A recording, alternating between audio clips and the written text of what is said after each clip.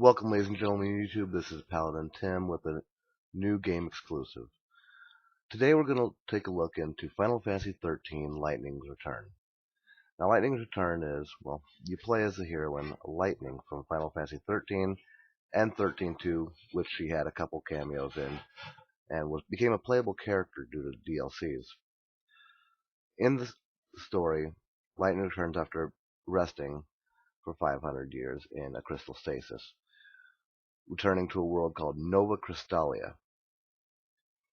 Now, this world is currently being engulfed by a sea of chaos, and Nova Crystallia is comprised of 4 continents.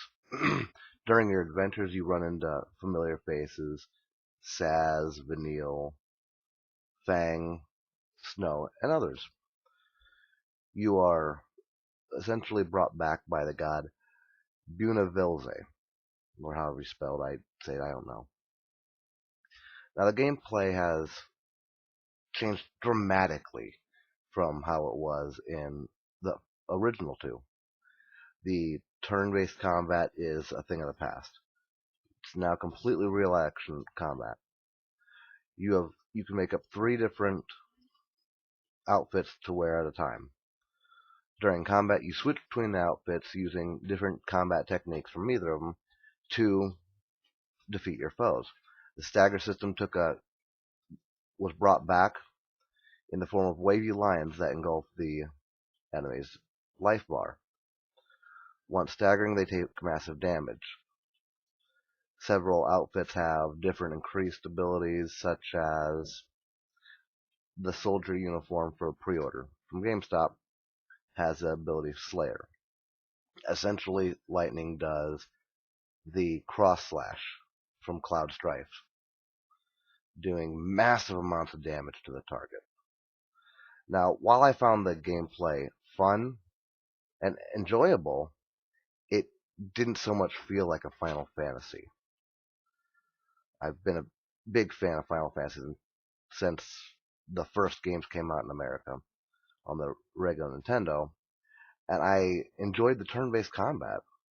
The city, that was okay, but it seems Square Enix is going in a whole different outspec, going Final Fantasy XV being real-time combat, and this one being real-time combat. The problem with this is a lot of its hardcore followers are going to see this and wonder what's going on. But I digress. The gameplay is great. It's a great storyline, even though I've only gotten into about 5-6 hours of it. Essentially, the world will end, God will be awoken in 13 days.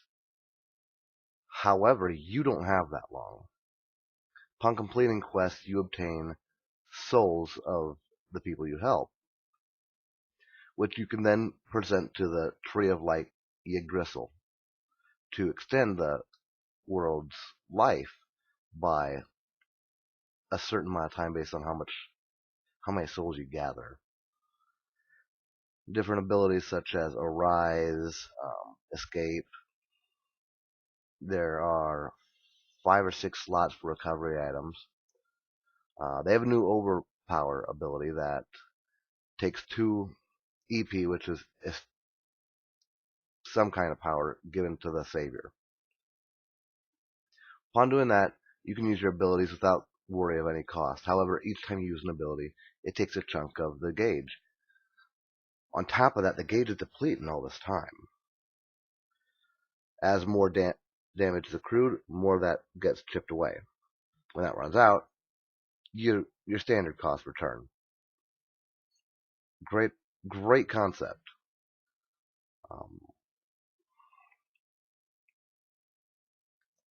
Like I said, I've only gotten a little bit through it, and I will be doing more about the game as I play through it.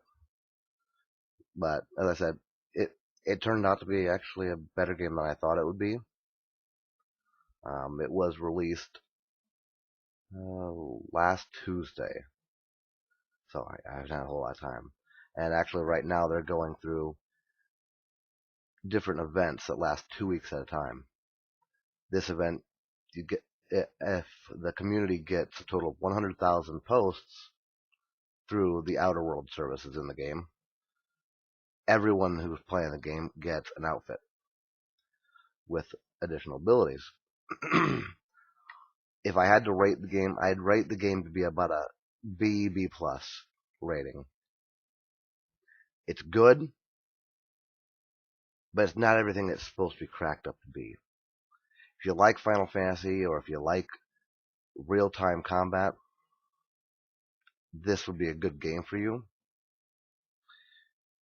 If you don't like either of the ones, well, probably not the game for you. I would definitely advise for those who aren't a big fan of Final Fantasy, or even those who, or if you're not a big fan of real-time combat, definitely rent it first.